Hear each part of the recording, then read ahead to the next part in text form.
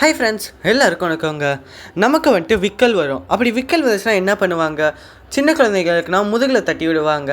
அதே இது கொஞ்சம் மிடில் ஏஜ் அந்த மாதிரினா பயமுறுத்துவாங்க. இல்லைன்னா ஜீனி எடுத்து வாயில் போடுவோம். அந்த மாதிரி பண்ணால் விக்கல் வந்துட்டு நின்றவங்க. அதே விக்கல் ஒரு நாள் 2 நாள் இப்படி கண்டினியூஸாக வந்தால் என்ன பண்ணுறது? அதாவது டயாஃப்ராம் அப்படின்ற ஒரு மசில். இது நம்ம ஸ்டொமக்குக்கும் லங்ஸுக்கும் சென்டரில் வந்துட்டு இருக்குங்க.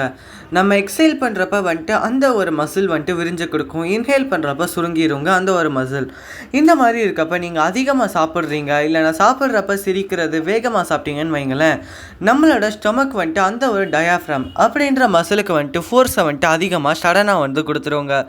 அப்படி பண்ணவொடனே வந்துட்டு அந்த மசில் வந்துட்டு எப்பயும் ப்ராப்பராக வந்துட்டு ஃபங்க்ஷன் ஆகாமல் இன்ப்ராப்பராக வந்துட்டு அது வந்துட்டு ஃபங்க்ஷன் ஆக ஆரம்பிச்சிடும். அப்படி நடக்கிறப்ப என்ன ஆகும்னு பார்த்தீங்கன்னு வைங்களேன், நம்ம இன்ஹேல் பண்ணுறப்ப வந்துட்டு காற்று ரொம்பவே ஸ்பீடாக உள்ளே வரும். எக்ஸேல் பண்ணுறப்ப காற்று ரொம்பவே ஸ்பீடாக வெளியே போகுங்க.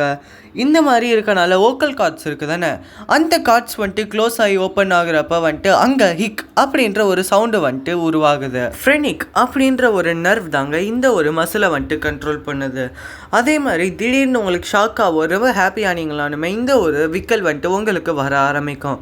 இது நீங்கள் வந்துட்டு இந்த ஒரு விக்கல் வராமல் இருக்கிறதுக்கு வந்துட்டு கார்பன் டை ஆக்சைடு இருக்குல்ல, அதை வந்துட்டு நீங்கள் அதிகமாக வந்துட்டு இன்ஹேல் பண்ணிங்கன்னு வைங்களேன். அதாவது நீங்கள் தூங்குறப்ப வந்துட்டு பெட்ஷீட்டை மூஞ்சி ஃபுல்லாக பொத்திட்டு தூங்குவீங்களே, அந்த மாதிரி இருக்கப்போ கார்பன் டை ஆக்சைடு வந்துட்டு அதிகமாக இருக்கும். ஸோ அந்த மாதிரி நீங்கள் அந்த ஒரு கார்பன் டை ஆக்சைடை இன்ஹேல் பண்ணிங்கன்னு வைங்களேன், உங்களுக்கு வந்துட்டு விக்கல் வந்துட்டு கொஞ்ச நேரத்துலேயே ஸ்டாப் ஆயிருங்க. அப்படியும் விக்கல் ஸ்டாப் ஆகலை, ஒரு 1 or 2 days 3 days இந்த மாதிரி 2 daysக்கு மேலே கண்டினியூஸ்ன்னு வைங்களேன், நீங்கள் வந்துட்டு கண்டிப்பாக டாக்டரை வந்துட்டு கன்சல்ட் பண்ணியே ஆகணுங்க. இது இன்னுமே பெரிய ஒரு ஆபத்தாக கொண்டு போய் முடிச்சு விடலாம். அதனால் இந்த ஒரு வீடியோ உங்களுக்கு கூட நான் ஷேர் பண்ணணும்னு நினச்சேன், அதனால தான் ஷேர் பண்ணேன். பிடிச்சிருந்தா லைக் பண்ணுங்கள். உங்கள் ஃப்ரெண்ட்ஸ் தெரியாதவங்களுக்கு இந்த ஒரு வீடியோவை ஷேர் பண்ணிவிட்டு என்னோட பிரத்திங் டாக்ஸ் யூடியூப் சேனலை மறக்காமல் சப்ஸ்கிரைப் பண்ணிடுங்க. Bye. I will meet you next video.